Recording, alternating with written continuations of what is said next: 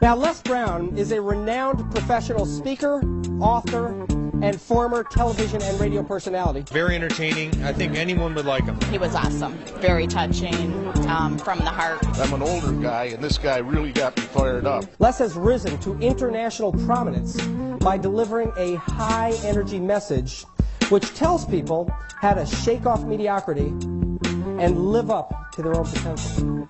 It is a message that he has learned from his own life, and one that he's helping others to apply in theirs. I think everything he says is coming from the heart. Oh my gosh, he's explosive. I've really learned so much. Very professional, very smooth. He talks from the heart. He has integrity. Les was born with his twin brother on the floor of an abandoned building in a poor section of Miami, Florida. Les and his brother were adopted at the age of 6 weeks by a single woman. I think it was incredible. There's a lot of things that I wanted to work on, and he answered a lot of questions and kind of put things back into my mind that I kind of forgot about from not studying and doing that kind of stuff, so it got me back on track. It's not hot in that room, but he's sweating. He's putting everything he's got into it. A bored and unmotivated student, Les was mistakenly labeled educable mentally retarded in the 5th grade. Yet his hunger to learn and his passion for self-improvement enabled him to rise above those limitations. I've never had the opportunity to see him. This is my first time, and I am just blown away. He went on to serve 3 terms in the Ohio State Legislature and become chairman of its Human Resources Committee. Today, Les Brown conducts seminars and motivational speeches for Fortune 500 companies and organizations around the world. He's not serious about everything. That's what kind of makes everybody relate to him. My mind did not wander one bit today. He's just an outstanding person, and you can tell he speaks from the heart. Inspirational. Wonderful. He is a recipient of the National Speaker Association's highest honor, the Council of Peers Award of Excellence. In addition, he was selected one of the world's top 5 speakers by Toastmasters International and is recipient of the Golden Gavel Award. Les is known internationally for his ability to inspire and motivate through his public presentations, PBS TV specials, audio and video learning programs, and best-selling books. It's awesome. I just absorbed everything. As an authority on understanding and stimulating human potential, his messages change lives. Ladies and gentlemen, please join me in welcoming Les Brown.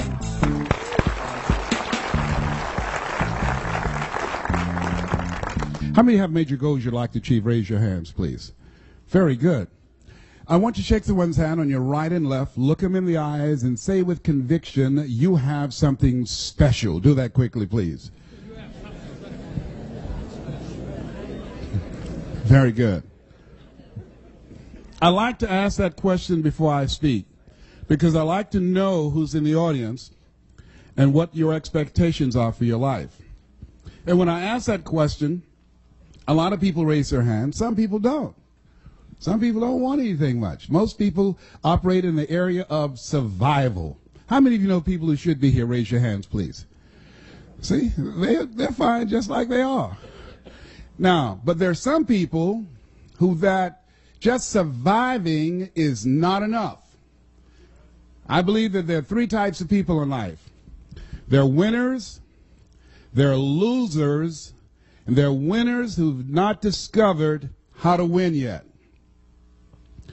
And these individuals, it's something about them that drives them, that they will invest in themselves. They go to seminars and workshops and lectures, and they're seeking, there's something in them that says, I can do better than this. That there are people who would be glad to be where they are and would be happy, but they're not. How many of you know if you had your life to live over again, you can do more than what you've done thus far? Raise your hands. I was reading a story about George Bernard Shaw, who was a very brilliant man in his day, and I love to quote him. But one of the things that was asked George Bernard Shaw that really resonated with me at the end of his life, somebody asked him, if you had to be anybody in the world, anybody throughout history, if you had the power to be born again, who would you like to come back as? And without blinking, he said, I'd like to be born as the man I never was. I like to be the man I never was, that I never became. Seeking to connect with that person. There's another person here that you're looking at. There's somebody else back there. And every chair in this place, there are two people in this place in every chair. You're in the chair with somebody else. There's another person back there. You know they're back there. And that person is the person that you want to become connected with. And sometimes you do. Sometimes you've had some experiences where you said, I can't believe I'm doing this. How many of you have ever done that, please? That you surprise yourself. Well, every time I speak, I see this as such a sacred opportunity. And I'm so happy. Sometimes I think I'm dreaming. Because when I look back on my life, and this Les Brown that you see was in bondage for so many years. Didn't come out till late in my life. I had him under arrest. I was in bondage with fear. I wanted to do what I'm doing.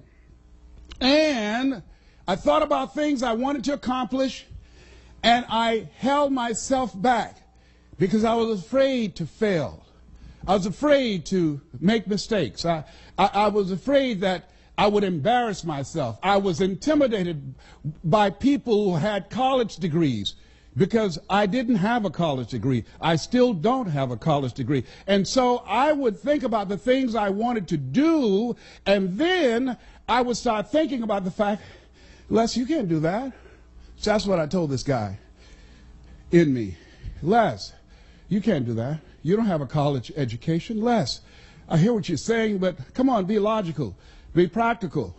You can't do that. I know you feel good going to see Zig Ziglar and Tony Robbins and the late Dr. Norman Vincent Peale and Robert Schuller. I know they motivate you and inspire you, but get real. You can't do that. You never worked for any major corporation. Come on. Let's be practical. Be logical. Oh, yes, I know people told you you have a gift of gab and you have a nice personality and you're funny and you make people feel good and you make them laugh, but you become a speaker, speak for corporations, train and teach people and motivate people to do something you've never done. You're not rich. You're not successful. You don't have any books. You don't have the resources. You don't know the people. You don't have the contacts. You can't do that, Les Brown. See, my heart said, I can do that. When I looked at my dream and saw someone doing what I love to do, I love to help people. How many of you love to help people? And my heart said, I can do that. And then I made a critical mistake. I asked, how? The mind became operative. The mind came up front and said, Les Brown, I heard what your heart said. But I want to ask you, how will you do that? And so I went from my heart to my mind, and I tried to figure it out. How would I do that? At that time, I wanted to earn $1,000 an hour. My mind said, do you make $1,000 a week? I said, no. Okay. Have you ever done this before?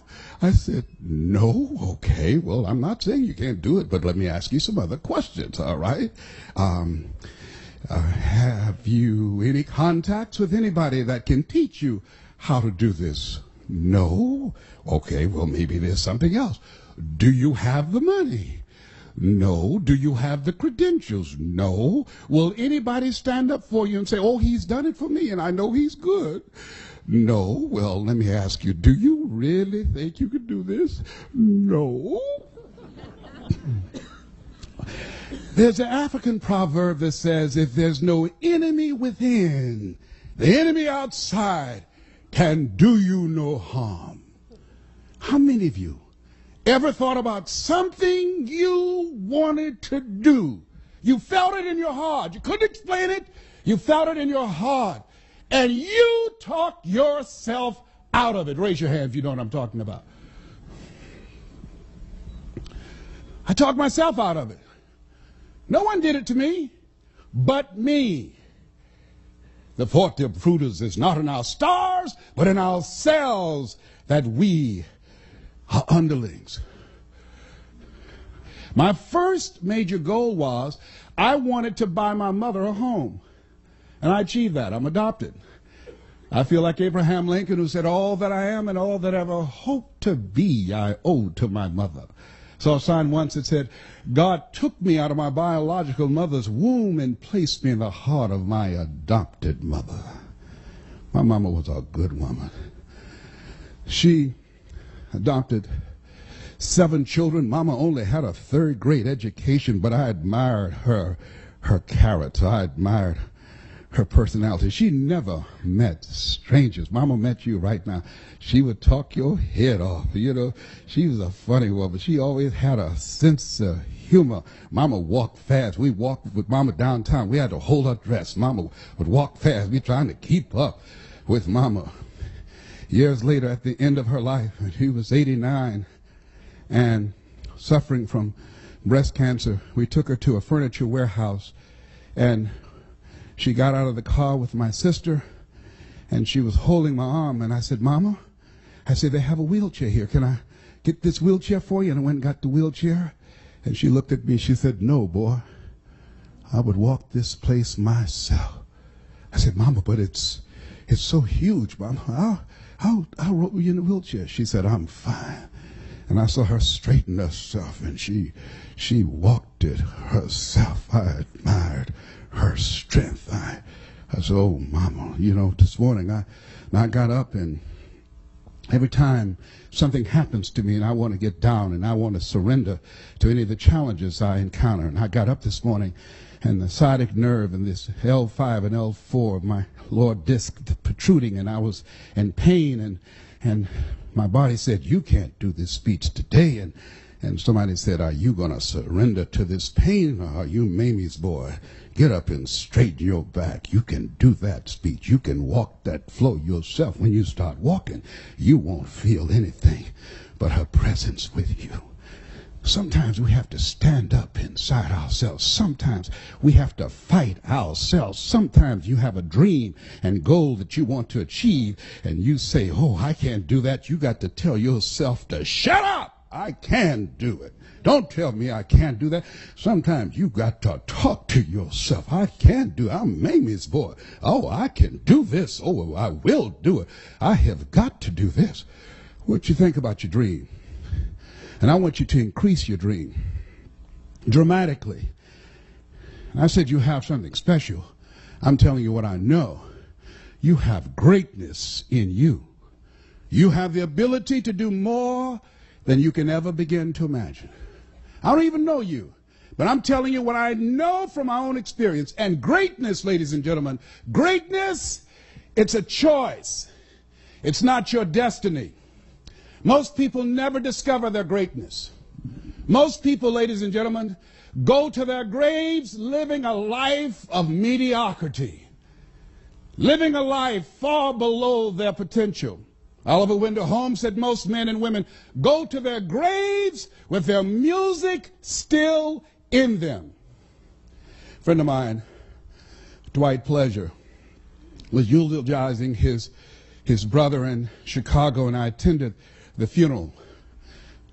Dwight, powerful speaker, he gives a presentation called How to Start Over Again, how to make it from scratch. Oh, Dwight is powerful. Dwight had lost his life for years to drugs and crack cocaine, lost everything, and he came back again. He demonstrated comeback power going around the world, changing people's lives, and he was eulogizing his brother. He said, and the room was very quiet and very somber, and he said, my brother was in the room in California, and they told me he died by himself.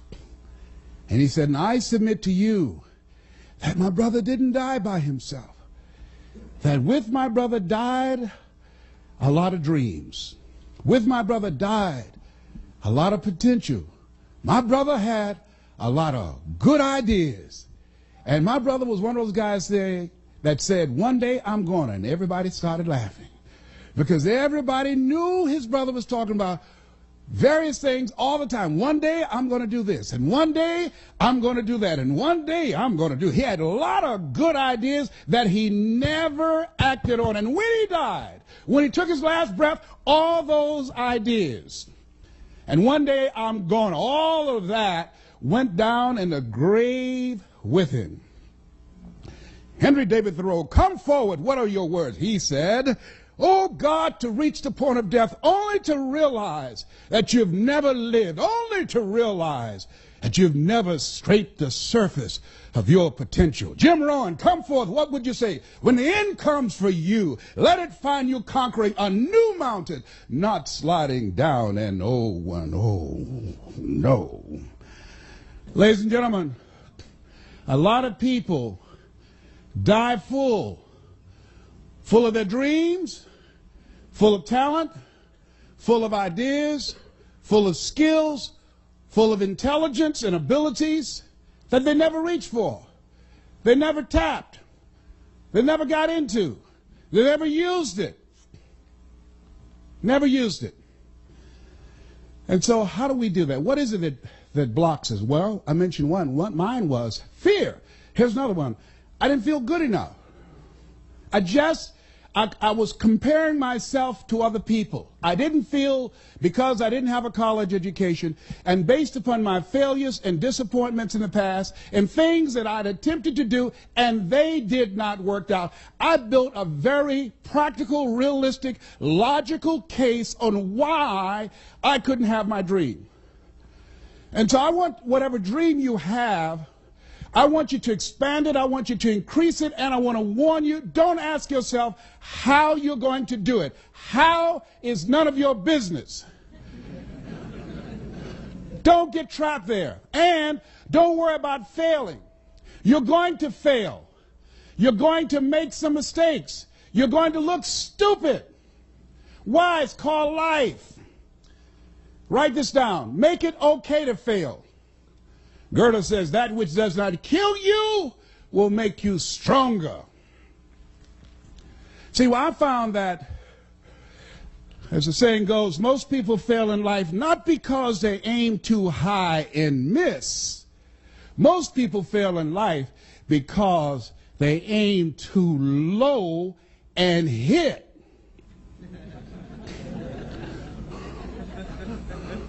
And many don't aim at all.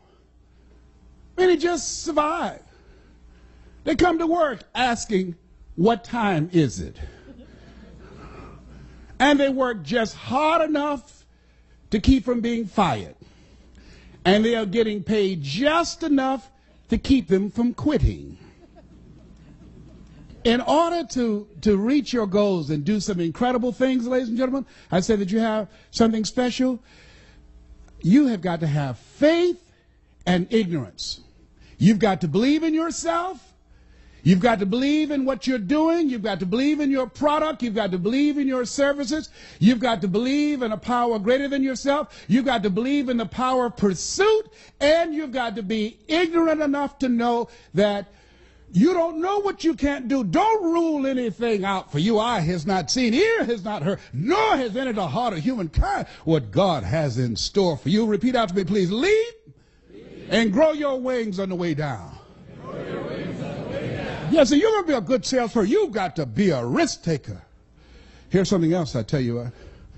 You want one of the keys? What will separate great sales professionals from people that are mediocre? I'll tell you what. I learned this as a kid. I used to sell newspapers. Sam Axelrod, who was one of my early mentors, he used to, every day, he would pick me up, and I was the youngest one in the group, all older individuals and mostly grown men.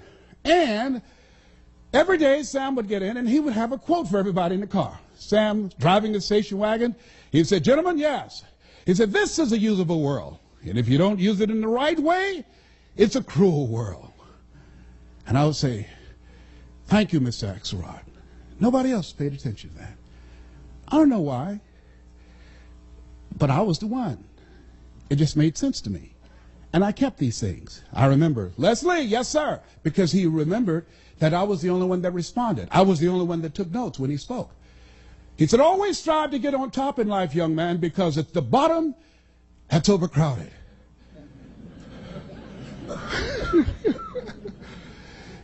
Yes, sir. Thank you, Miss Axelrod. But he was baffled by me because he couldn't understand how that adults who were 10, 15 years older than I was, had more experience, how was it that I was selling circles around them? I didn't have the experience. They were more mature. How did this little young kid come there and outsell them? 2 to 1 in many cases. He couldn't understand. When at the evening of the close of the day, he would look around and do a head count. Say, wait a minute, somebody's missing. And everybody said, you know who it is? That Leslie guy. Leslie! Yes, sir. Hey, come on, nobody sold anything. It's dead territory. Oh, I can't come now, Sam. Why? I haven't sold anything. Leslie, no one sold anything. You guys sold anything? No, sir. Some of the territories are dead, Leslie. Sam? Yes, sir. I can't come. Why? I haven't sold anything. Leslie, no one sold anything. That's them, Sam. I'll get home all right. I'll be all right. Leslie, in order for you to get from here back to Overtown from Liberty City, you've got to pass the 20th Street Sharks, the 14th Street Gang. Leslie, that's dangerous, young man. Sam, I'll be all right. It's late. It's late. It's after 8 o'clock. I'll be all right. And the guys would say, come on, Sam. He's a fool. Leave him. Leave him. He won't stop. And see, these guys, it was just extra chump change, I guess. I don't know. Maybe to have a new suit, pay a little small bill here and there. For me, it was different. My mother adopted 7 children.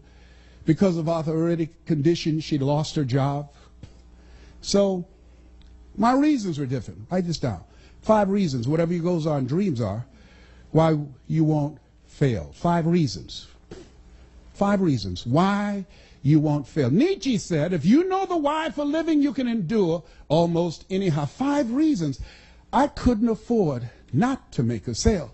I was out there to get groceries for our family. I had to make money. I had to make enough money for Dr. Johnson when he had a prescription for Mama. I had to make money for the bills, for the light bills. I had to work. Mama was doing the best she could, but Mama, our hero, Mama was sick. We have no relatives. She was an only child. She adopted 7 children at age 46. I saw my mother on the floor, scrubbing floors on her knees. We ate the leftover food from the families that she cooked for. They were very nice people. Said, Mamie, whatever food is left over, you can take it home to those children that you have adopted. And I said, Mama, when I get strong enough, I'm going to buy food for our families. We wore the hand-me-down clothes of the children that she kept. They would say, Mamie, whatever clothes here that you could use, these children of mine don't need these. Take them home and let those kids wear those clothes that you have adopted. If they were too large, Mama would sew and take them up. If they were too small, she would let them out. And now Mama was sick. And I said, Mama, what, boy? I'm going to take care of you. How? Don't worry, Mama. And I sold newspapers and I sold television sets. And I used to collect copper and aluminum from garbage cans and junk piles. And I would bend them together and put them in a bag and or a box, me and Boo, and we'd take them to Pepper's Junkyard over in Overtown in 11th Terrace and 4th Avenue, and they put them on a scale and give us $5. I would stand on the corner. Hey, we need some boys to come move some stuff. Hey, you're too small. Oh, I'm small, but I'm strong. You see my muscle, man? I'm strong. Okay, boy, you got a lot of mouth. You better be able to be strong. You know? And I'll be grunting stuff and carrying stuff. You know, I was determined I wasn't going to steal. That was not an option. Mama worked too hard. I promised my mama, I'll never get in trouble. I'm going to do the right thing, Mama. I'm so proud of you, and I'm so glad that you decided to adopt us. I love you so much. I'm going to take care of you, Mama. I'm going to work hard just like you. Just like, isn't it interesting how kids can be in the same family raised by the same parents, same circumstances, end up dramatically different? What is that? Remember I said that you have something special? I believe that people go to seminars and workshops. They have that's something. I don't know what it is. It's just something about us that we're different. We don't know why we just got to have more. We don't know why we have this restlessness and say to ourselves, this just can't be it. There's got to be something better. We don't know. We just got to do this. We just got to keep on stretching, got to keep on learning. We don't care about failing. I read something that was in my first book by Dr. Benjamin Mays. He was a great man, great motivator, one of the mentors of Dr. Martin Luther King Jr. Dr. Benjamin Isaiah Mays says, it must be borne in mind that the tragedy of life does not lie in not reaching your goals. The tragedy lies in not having any goals to reach. It isn't a calamity to die with dreams unfulfilled, but it is a calamity not to dream. It's not a disaster to be unable to capture your ideas, but it is a disaster to have no ideas to capture. It's not a disgrace not to reach for the stars, but it is a disgrace to have no stars to reach. I say you got goals and dreams, things that you're reaching for, things that will make you stretch, things that will challenge you. I say don't lose that passion and that drive for life. It will keep you alive. I'm telling you what I know. Doctors looked at me 8 years ago and said, you have cancer. 8 years ago, they gave me 2.5 years. I was still here. I told my group of speakers that I trained, I said, I'm going to beat this, and this is a year. All of them said, okay, Les, we believe you, man. We're believing in you. And then they start calling the person who manages my speaking program and say, will we get a refund when he dies? Because they were believing the numbers. Because the PSA 1 to 4 is normal. 119, that's serious. I went to the MD Anderson, which is #1 in the world. Sloan Kettering, Johns Hopkins, Howard University. Went to all type of doctors and urologists and oncologists. And they said, Mr. Brown, I'm sorry, young man, but we've done all we can do. And let me share something with you. Write this down. Work on yourself. See, the people that are going to reach their goals and dreams, not only do they have compelling reasons that drive them, because the thing that drove me, that kept me ahead of everybody else, I had some compelling reasons of why I was selling television sets no money down. I had some compelling reasons that I'd go to a door at 10 o'clock at night and knock on the door. Hello? Yes? Who is that? Hi, would you like to buy a nice working television set, no money down? Boy, do you know what time it is? Yes, I do. It's 10 o'clock at night, and I take care of my mama, and I'm going to sell a television set tonight to somebody, and it might as well be you. And finally, somebody said, fool, come on in here. It better be a good one. You got to have some reasons.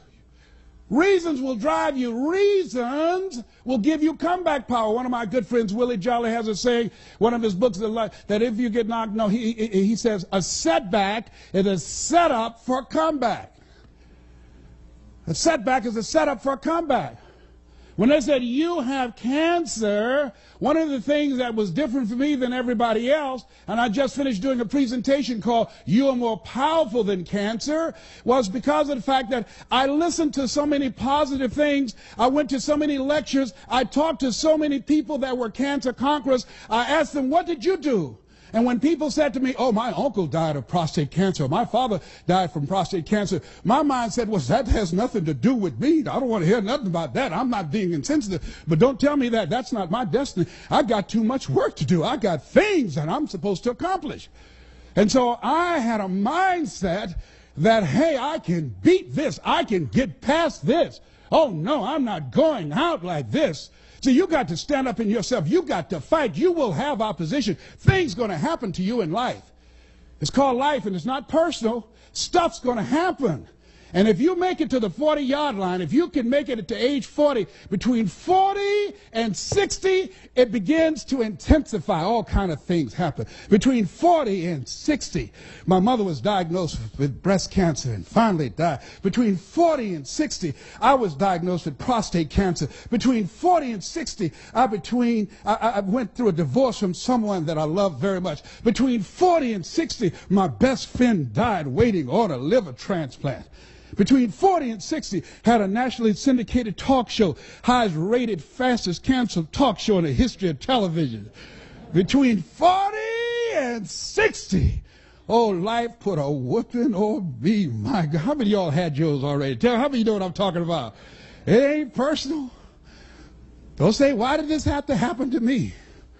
Why not you? Who would you suggest? It's called life.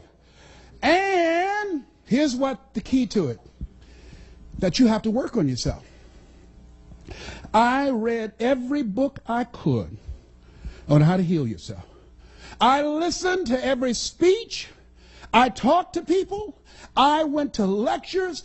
I mean, everything dealing with healing, I fed my mind. Same thing in sales. Focus on your mind.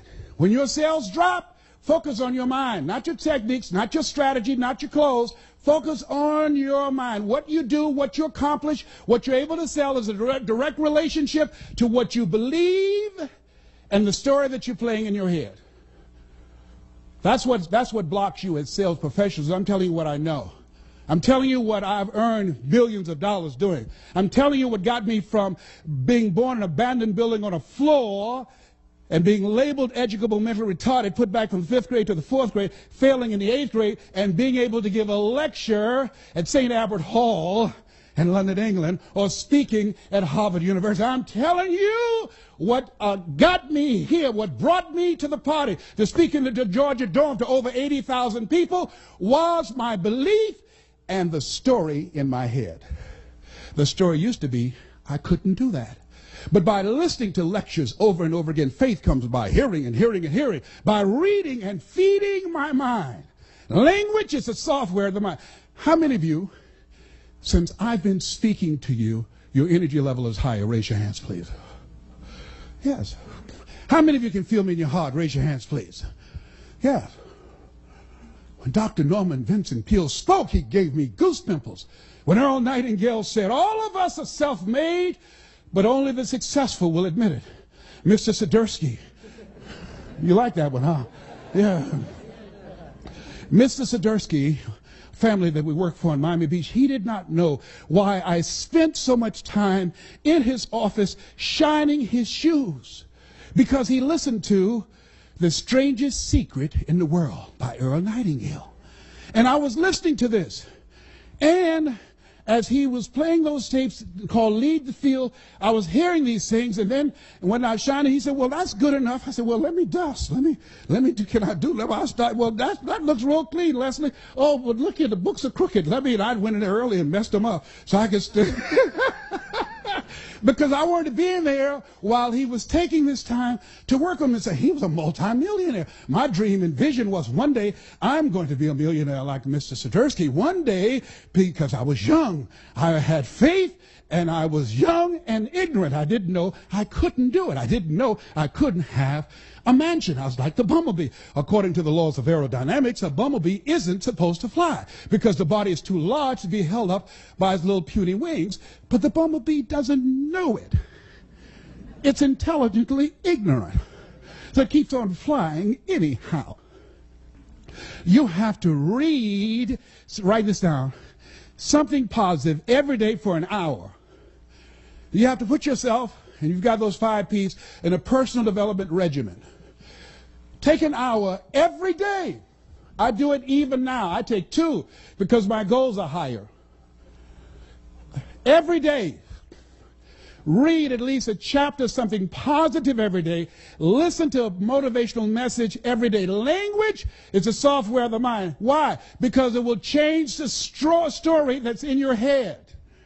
See, what we do, what we accomplish, is a result, as I said earlier, of what we believe and the story that's in our head. See, most people go so far and then they park. They stop. Their income, their achievement level, their commissions, what they do in life just tapers off. They park because the story in their head is, this is it. It's not conscious. Guess what? I got so busy and so consumed with where I was, I stopped reading. I stopped listening to tapes. That which got me there, I stopped doing it. The mind, ladies and gentlemen, is like a garden. If you have a garden, you have a yard, you have weeds, you just can't go out there with one can of weed killer. Write this down. Steve Duncanson said this. Powerful statement. Put it someplace. You can apply it to your health. You can apply it to your sales. You can apply it to your business. You can apply it to your life. He said, life is a fight for territory. And once you stop fighting for what you want, what you don't want will automatically take over. Life is a fight for territory. And once you stop fighting for what you want, what you don't want will automatically take over. I have to exercise every day. I have to drop out of my bed and do 100 push-ups every day. I have to discipline my eating. I have to turn off the news. I can't watch the news. I'm not going to have a reoccurrence of cancer in my body. I have to eat 80% raw vegetables. I have to drink 12 glasses of water a day. I have to take my zinc and my saw palmetto and my Halen 951. I have to take my wheatgrass. I hate it. I hate it. But life is a fight for territory. I'm fighting for my health. I have to. What working on yourself does, by setting aside time to work on your mind, to go seminars and workshops, it causes you to begin to reflect on yourself, to take personal inventory, and to upgrade your game plan and your strategy, but it increases your faith. See, our belief is something that continues to grow. What I earn is a reflection of what I believe subconsciously that I deserve. They did this study with these senior citizens in their 80s and 90s and said, if you look back on your life, what do you like to say right now? You know what they said? The majority of them said, they have regrets of the things they thought about that they didn't do, and now they're going to their graves not knowing if they could have done it. That's why I said, live full. Die empty. What if you lose? What if you fail? What if things don't work out? So what? It's not about the goals that you reach. It's about what you become in the process. That's what it's about. I've lost a lot of deals. That's okay. I've made a lot, but I've lost more deals. I get more rejections. You get close to me, there's a callus on my, it looks like a mole. I've made over 100 cold calls in a day to convince people to bring me in. Who are you? My name is Les Brown. Have an experience? No, I don't, but if you will let me work for you, I'll work real hard. I'll have you as my client that will brag about me. Oh, no. You let us know when you do it for somebody, okay? Yes, I will. Calling. Finally, somebody said yes. Write this down. You will win if you don't quit. Oh, sales, you got to have stamina. You've got to have staying power. You want to be successful in sales, you've got to know your vitamin. Oh, you can't be a wimp. Someone says no, that's when we get excited. That's when a sales professional gets started. Everybody said yes, we wouldn't be needed. Let us say together, it's possible. See, the people that are going to increase their sales, the people that are going to change their lives, the people that are going to recover their health, the people that are going to build their lives and start all over again from scratch are people who believe it's possible. The people who fail are the people who suffer from possibility blindness. Repeat after me, please. Go all out. Yeah, write that down. See, when you want to increase your performance in life, they say the people that are successful in any area of life, you must be willing to do the things today others won't do in order to have the things tomorrow others won't have. If you want to make it in any area in life, you've got to go all out. I was always the top seller where I was because I made more calls. I made more presentations than anybody else. I always, if I had a goal to earn $100,000 a year, I set my sight and I had a plan of action to make enough calls, create enough prospects to earn $400,000. Why? I had to give Murphy's his. If I shot for 100,000, I knew I would fall short. But if I shot realistically and practically and worked like I was working for 400,000, I wouldn't drop down to 100,000. And even if I dropped at 200,000, I'm still ahead of the game. A.L. Williams said, all you can do is all you can do. And all you can do is enough. But make sure you do all you can do. Write this down. You want to make it today? You got to outthink and outwork the competition.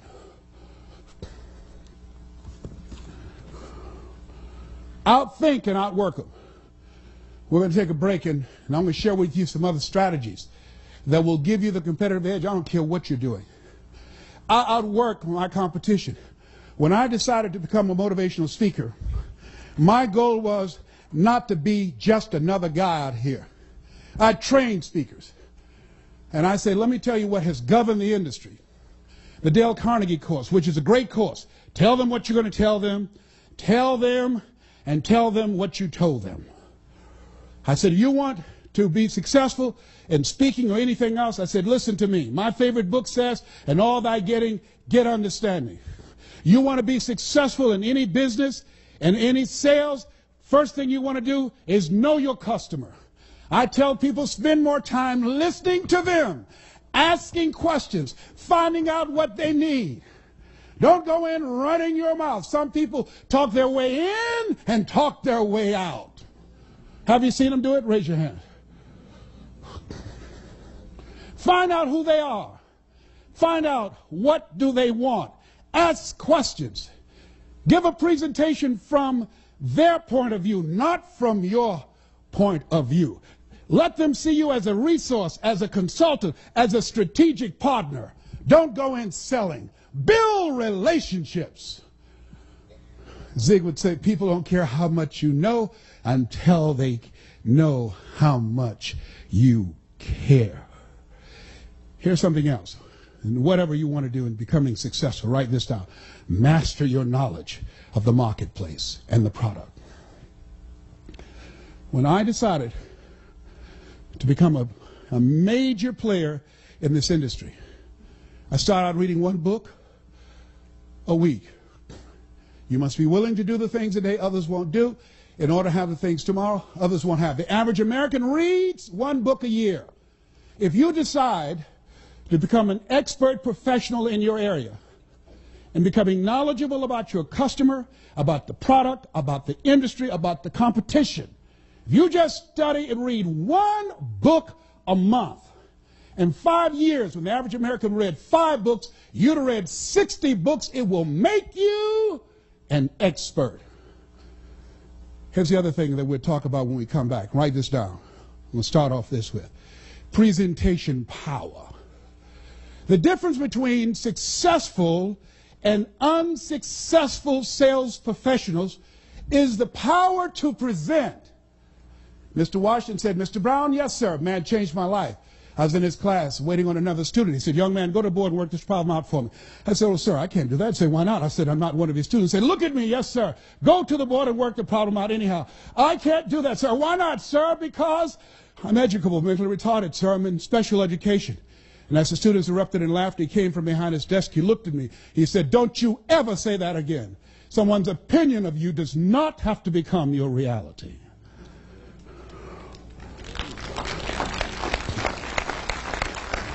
On one hand, I was humiliated, but on the other hand, I was liberated Because he looked at me with the eyes of Goethe and said, look at a man the way that he is, he only becomes worse. But look at him as if he were what he could be, then he becomes what he should be. And he said, Mr. Brown, he said, develop your mind and develop your communication skills, because once you open your mouth, you tell the world who you are. And with that, we will take time out.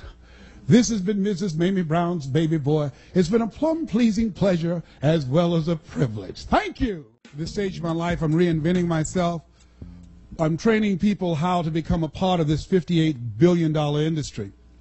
And one of the things that I think that top sales performers have going for them is the ability to present. And that is either on the telephone or one-on-one, or in small group settings, making a presentation, or speaking before a large audience. It's something that can be learned, and something that some keys I'd like to share with you in the training that we provide that will give you a competitive edge. How many of you think that will have some value and learning strategies that can impact your presentation style? Raise your hands, please. How many of you have ever been in a situation that you know that had you been more effective in terms of how you presented yourself, that you would have done better? Raise your hands, please. How many of you have ever been in a situation, this has happened to me, where you choked? Raise your hand. Where I just choked. You hear me? Just could not remember anything. My mind went blank. You want to master your knowledge. You want to know when you open your mouth that you know what you're talking about. The reason that I said you have to work on yourself, and write this down, before you speak, power presentation.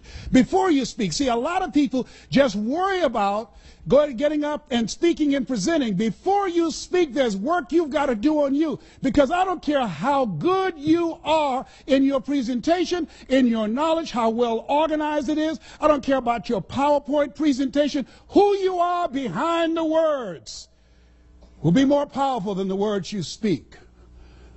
When you come into the room, you've got to have a spirit and energy about you that you expect this deal to happen. You have to come in the room and you have to look at them, and your look must be, the only reason you were spared from birth control was to give me this deal.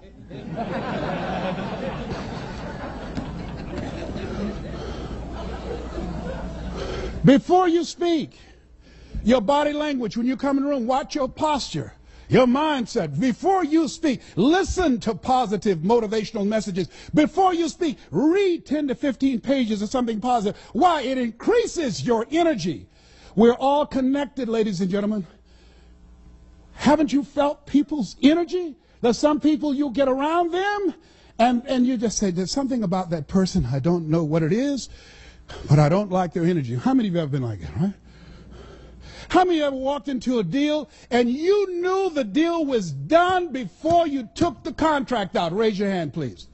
You knew it. You knew it. Because you knew you were in the zone. You knew you were in your place. You knew you were in sync, mentally and emotionally and spiritually. And your information, you knew you were ready. It was ready. It was game time. You knew it. And I'm saying, from the time you get out of the car and walk in, from the time you make eye contact and shake their hand, from the time when you say hello, you have to be closed. You have to close the deal. In your voice, your mindset must be, this is it. Stick a fork in it. It's done. You're not going anyplace else. This is it. One stop, one deal. It's mine. I do market takeaways against the brightest and the best. I don't care about the credentials. MBA, PhD only means pile high and deep. That's all. No disrespect. I don't care. I'm going to prepare. You're not going to outthink and outwork me. I'm going to know everything there is to know about my customer. about what their needs are. I like what this lady said, and she said, talking about the added value her company was providing for her customers. She said, it's not our intention to please our customers or to satisfy our customers. Our intention is to amaze them. When I decided to become a speaker, I noticed that you hear most of my heroes, they gave the same speech. It's a memorized script. They give it everywhere. I decided I was going to make myself different. What is different about you? You've got to have something that makes you stand out. When you are in a situation and people make decisions with their dollars, in a time when the economy is tight, in a time when budgets are tight, you don't have the option of not believing in yourself. If there's any doubt, is an ounce of doubt, and trust me, 99.5 won't get it. If there's any doubt, if you're intimidated by the competition, I charge more than 99% of the speakers. And they said, hey, you know, you charge too much. No, you just don't have enough money. I don't charge too much. You get, well, I've got a speaker that will come in for $15,000. I said, then get that. Then you get a $15,000 speaker and you get the result of whatever they produce. But when you want the best, you call me and I might be at the same level. Okay, no, we don't want anybody else. We want you. Very good. Then write the check. You have to believe in yourself. You have to believe in your product. You have to believe in your service. And you have to sell you every day. That's the biggest sale you have to make. The biggest sale, ladies and gentlemen, that I make every day, that Les Brown, you can do this. The biggest sale I had to make when I left the doctor's office, and they said, Mr. Brown, your PSA is still going up. The biggest sale I had to make as I was walking out of the office, I can beat this. I can beat this. It doesn't matter about what they say about their numbers. I'm not going to listen to that report. Oh, no, absolutely not. They are not God. They don't know the future. They don't know who I am. I've got to fight this at the cellular level. Oh, no. Other people have beat it, over 9 million. I can beat this. I'm stronger than cancer. If other people can do it, then it's possible that I can do it. It's not my time. Oh, no. They don't know who I am. Oh, I can make this sale. Absolutely. No, I don't have the credentials. No, I can't do a slide presentation. Can't even turn on a computer. I still have my 8-track. Oh, but I'm going to get this deal.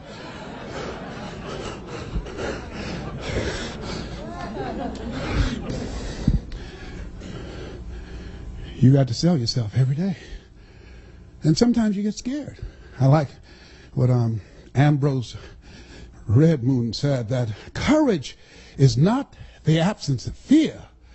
Courage is the judgment that what you want is more important than your fear. I used to be intimidated by people because they had more education, because they had more money, because they had credentials, because they had contacts, because they had 4-color brochures, because they had books, and I didn't have all these things, because they had infomercials and they had television exposure, and I didn't have all those things. But the judgment that providing for my family was more important than my feeling inferior, more important than my fears. The judgment that I have to control my future. The judgment that I want to be able to take care of my mother, that when my mother becomes ill, I want to be in a position to do more and just pray for her. Oh no, whatever she needs medically, I will be able to write the check. The judgment that my children will have a choice to go to the college of their choice to give them a competitive edge in the future. The judgment that, oh no, one day I'm going to be able to have vacations. I will go to Paris. I'll go to Tahiti. I will go to Jamaica. I will go to Hawaii. The judgment, I have more time for myself. The judgment that I'm going to secure my grandchildren's future and my great-grandchildren. The judgment of those things that make life worth living was more important than my fear. What is it that will make it worth it for you? To face the rejections, What is it that will make it worth it for you to brainstorm and not be intimidated and say, I can do this? What is it that will make it worth it for you to raise the bar on yourself and say, I got some more stuff in me. Oh, I haven't even gotten my biggest deal yet. What is it that will make it worth it for you to go back to a customer who slammed a door in your face? What is it that will make it worth it for you to know your vitamin, that you become empowered by it? What is it that will make it for you when you want to give up? You can't buy a sale, and things are working against you, and you get close to making your numbers, and then they double your quota. What is it? You've got a sales manager breathing down your neck. Don't give you the tools. Don't give you the resources that you need. You're working in a toxic environment, and rather than working together, they're working against you. What is it that will make it worth it for you to get out of the car when you want to keep driving past the office because of the stress? What is it that gives you the strength and the power? I got a saying on one of my tapes, and life knocks you down, try and land on your back, because if you can look up, you can get up. What is it that will help you get back up again? Can you feel me up it here, up it here? Come on, get over there, a round of applause. Come on now.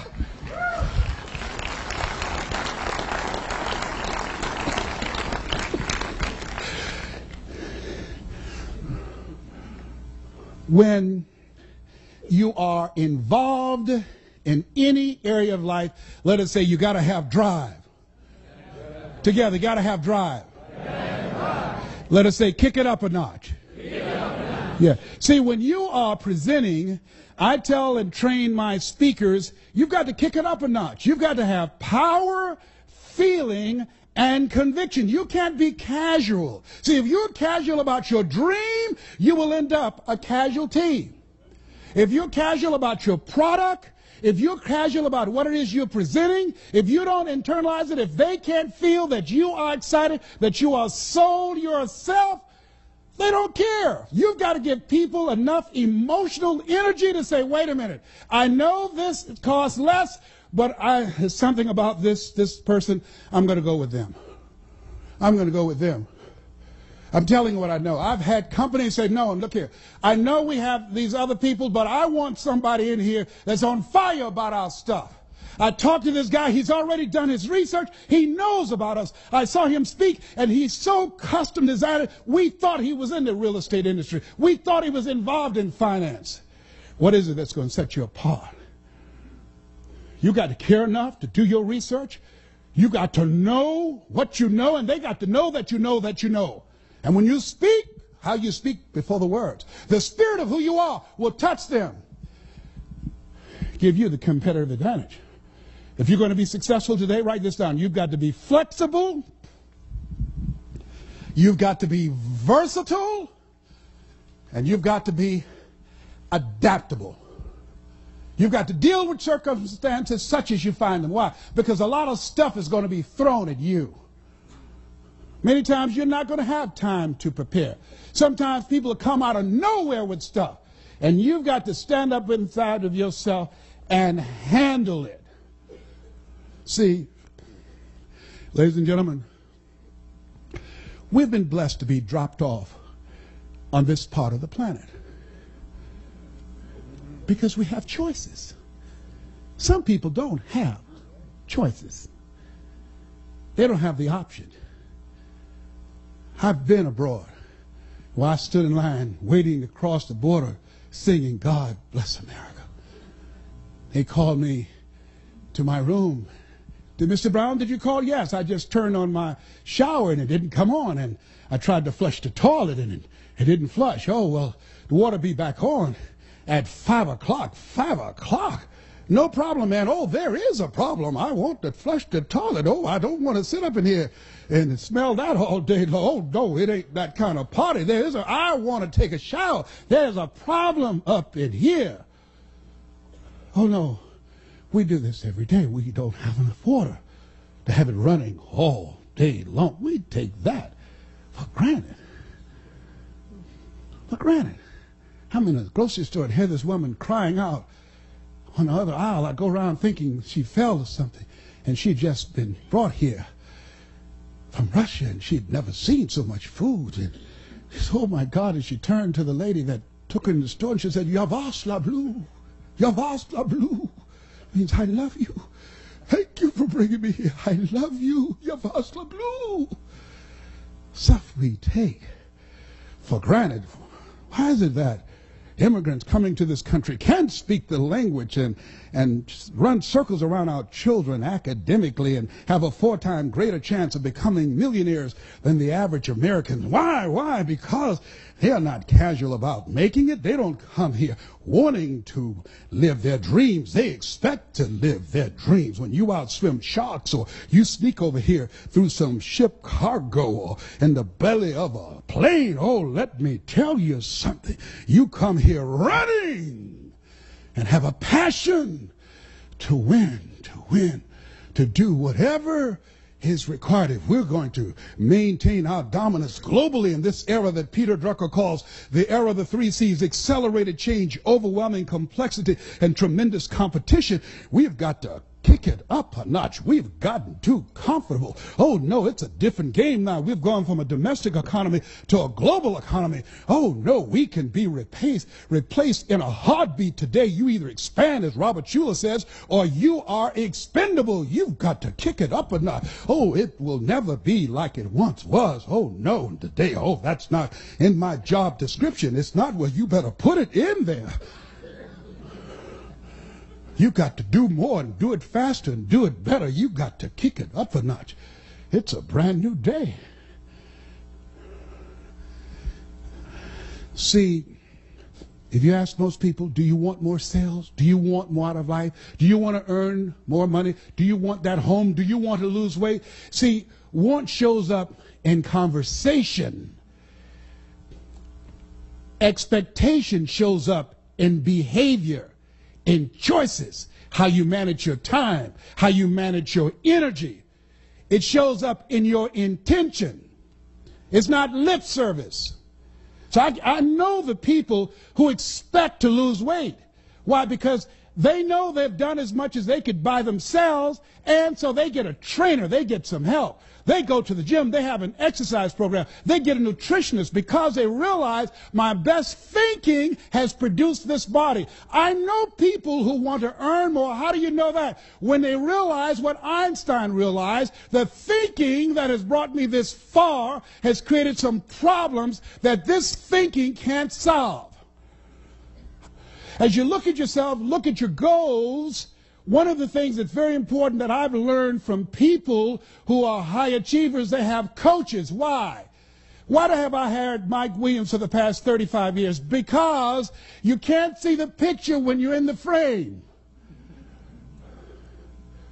Why is it that I got more out of my fitness program with a trainer than I did by myself? Because a trainer can pull more out of me than I can pull out of myself.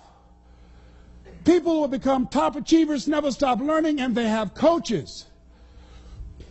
Michael Jordan had Phil Jackson. Muhammad Ali had Angelo Dundee. I don't care who the greats are. Somebody was in their corner, looking over their shoulders, helping them. Why? You can't see the fight when you're in it. Mike said, Les, you got to do this. Les, you got to do this. Les, you got to do this. And I had to be willing to listen. Most people fail because they don't know that they don't know, and they think they know. In life, here's what I want you to do. Write this down, please. You got to trust that you're going to be all right. You have no evidence to support it. It doesn't make sense. You can't point anything to say, well, this is why. There's no logic in it. There's no way in which you can logically and practically and realistically support it and prove it. That's why you got to have faith and you got to have trust. Somehow, some way, you've got to have that you're going to come through. And I can tell you, some things will begin to happen that you will not even anticipate. The phone will begin to ring. Deals will come out of nowhere. Somebody will recommend you. Someone you talked to years ago and gave them a brochure and put it on the desk, and somebody in their office came in and picked up your card or picked up your brochure and called you out of the blue. I remember years ago, I read an interview by James Brown. At that time, he was recognized as the hardest working man in show business. And it was my senior year, 1963. In an interview, they asked him, what was your greatest performance? At that time, his number one song was Please, Please, Please, Please. They had a cape and put it on his back. Baby, please don't go. And he would throw the cape off and run back on stage. He'd do the James Brown stuff. And he said in that interview, when they asked him, what was your greatest performance? And he said, the last one. The last one. See, you're always in competition with yourself. I'm working on being the best presenter I have never been. You're working on being the best salesperson you've never been. You're working on being the best father, the best mother you've never been, the best entrepreneur you've never been. There's somebody else in you back there. And as you work toward becoming that person, who you are right now must die daily. You've got to kill that person off. You've got to be willing to give up who you've been for who you can become, to release what Elizabeth Browning called the imprisoned splendor. The road will come as you take each step. That you're going to go into uncharted territory. You're going to do what Henry David Thoreau said. Do not go where the path may lead, but go where there's no path and leave a trail. You're going to break records. You're going to do some things when you challenge yourself, when you work on yourself, because you don't get in life what you want, you get in life what you are. Most people don't know. If you want to improve your income, you want to improve your circumstances, you want to improve your commissions, you want to improve your life, you got to first improve yourself. You got to first take the time to work on you. Zig talks about a lumberjack whose wood production dropped by 40% because he wouldn't take the time to sharpen his axe. Write this down.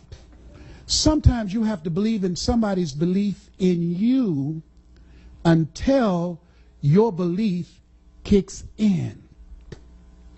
Sometimes you have to believe in somebody's belief in you until your belief kicks in. I want you to think about your best year earning, your best year of sales, your best year of accomplishment, your best year of achievement. Here's what I know about you, and I don't know you, but from people that I've worked with and from things that I've learned and in my own life example, here's what I know about you. Whatever you have done is only a tip of the iceberg of what's possible for you. You can do 4 to 5 times more than whatever you have done. If anybody had told me, given my circumstances, born in an abandoned building on a floor with a twin brother, in a poor section of Miami, Florida called Liberty City, if both my parents stood up now in the audience and say, hey, we're your parents, I would not know either one. Being adopted, labeled educable, mentally retarded, failing twice in school, if anybody had told me that in my future I would be speaking to you, in my future I would write books, in my future, even though I don't have a college education, I would produce 6 different specials for PBS and earn millions of dollars. In my future, I would have a nationally syndicated talk show. In my future, I would travel around the world and speak to over 80,000 people in the Georgia Dome. Nobody could have convinced me when I was working at Sears as a salesperson, when I was working for the Miami Sanitation Department as a garbage collector, making $8 an hour. No one could have looked at me when I was walking to empty their garbage and pushing that can forward and kicking it and getting up under it and moving it and straightening my back and walking with it to empty that stinking garbage in a truck with other men older than me and stronger than me. I did not know that this Les Brown that you see now existed. I didn't know. I didn't know. I'm still working. I know there's something else back here. I feel that there's something bigger for my life. And I feel that at this stage of my life, only certain kind of people come see me. People that show up because we're cut from the same cloth. We're branches of the same tree. People who feel me in their heart. People who are strange. People like me. You're strange. That's why you're here. You're different. You're different. Mr. White said, Mr. Brown, yes, sir. You want to be successful? Yes, sir. Don't follow what other people do. I feel like a stranger when I have family reunions with my family. When I go to my reunions with my classmates, they talk about retirement. Life is about change. Human beings were built for change. Animals can't change. An alligator can't be anything but an alligator. A tree can't be anything but a tree. Human beings, we were built for change, to reinvent ourselves.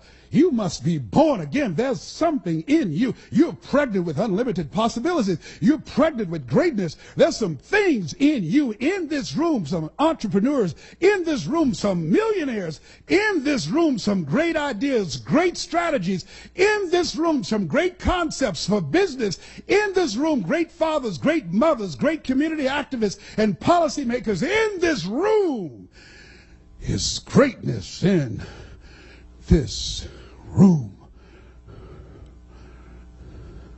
I don't know what your goals are. I don't know what you want to do. Here's what I feel. Here's what I have coming to me in my mind that I feel from you. And while you've taken this slice of your life to spend this time with me, to honor me with your presence, because time is so important. I believe that there's somebody in here that it's your time.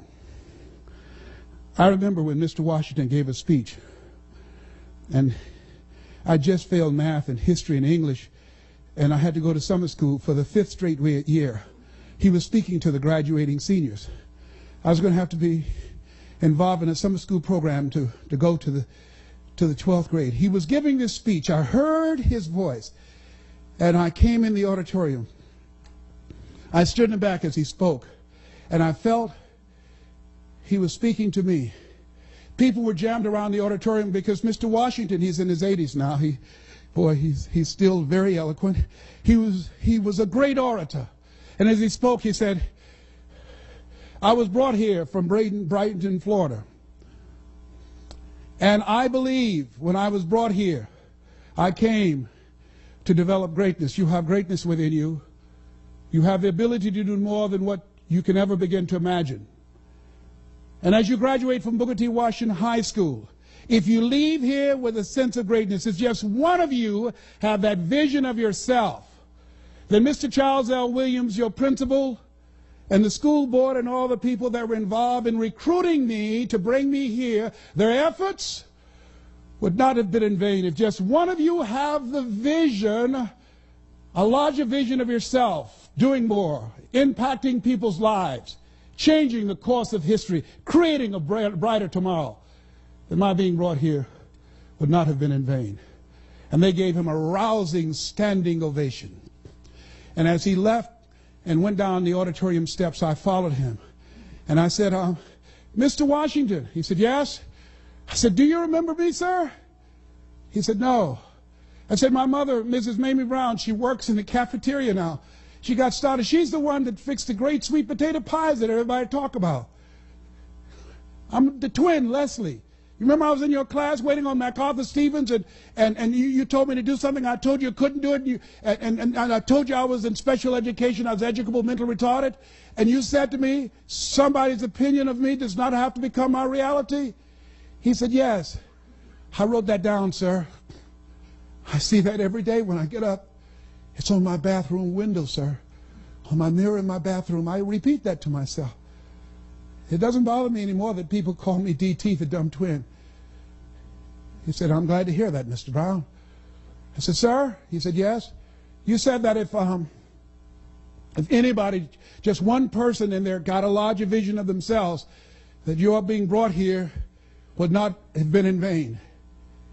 He said, yes. Well, sir, I'm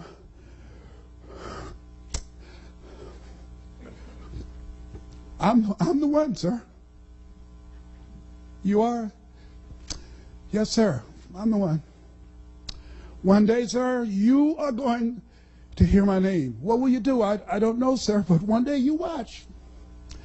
You're going to hear my name again. He said, okay. He said, it's possible. Yes, sir. He started walking away. I said, Mr. Washington, he said, what do you want now? I said, don't forget my face, sir. Don't forget me. I'm Miss Mamie's boy. I'm a baby boy. People told her she should take me back to the welfare department, but my mama kept me anyhow. I'm the one. He said, okay. And he started walking away. I said, don't forget. Don't you forget here. And he didn't even bother answering. He just kept walking. Years later, I produced a special many years ago on PBS called You Deserve in Detroit. And I called friends and had them to call him to tell him to turn on public television when they're doing their fundraising. And when the announcer came on and said, ladies and gentlemen, You Deserve with Les Brown, he was in the kitchen and he came out and he saw me come up on the screen. He said, Edith, look, it's the dumb twin. Look.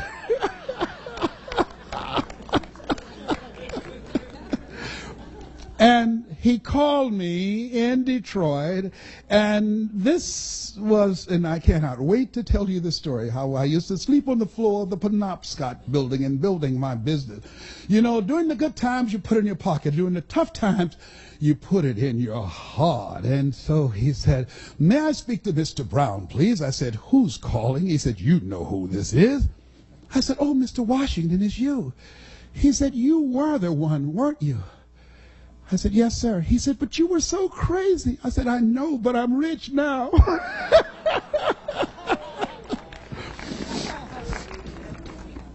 I don't know what your goals are. I'd like to leave this with you. You have greatness within you. You have a part of yourself in you that if you reach for it, if you work at it, you will discover some uncommon moments that other people only dream about. If you work to live full and to die empty. I saw something recently that said, I refuse to die an unlived life. And I'd like to leave this with you. To the greatness in you, that's what I'm speaking to now. I don't care what you're going through. I don't care where you are. I don't care about your failures. I don't care about your disappointments. Whatever you're going through, you're greater than anything that has ever happened to you. And I like to leave this with you that my mother used to love to hear me say. She said, Leslie, I said, yes, ma'am, mama. Say that thing for me, boy, that makes me feel good. And mama fought breast cancer for 22 years. She's a 22-year breast cancer conqueror. Mama was a fighter. You got to fight for your dream. I learned to fight from Mama. Mama was a fighter. And I dedicate this to you. And it says simply this. If you want a thing bad enough to go out and fight for it, to work day and night for it, to give up your time, your peace, and your sleep for it. If all that you dream and scheme is about it, and life seems useless and worthless without it, and if you gladly sweat for it and fret for it and plan for it, and lose all your terror of the opposition for it, and if you simply go after that thing that you want with all of your capacity, strength and sagacity, faith, hope, and confidence, and stern pertinacity, if neither cold poverty, famish or gulf, sickness or pain or body and brain can keep you away from the thing that you want, have dogged and grim you besiege and beset it, with the help of God you'll get it. This has been Mrs. Mamie Brown's baby boy. God bless you, God bless your dream, and God bless America. Thank you very much.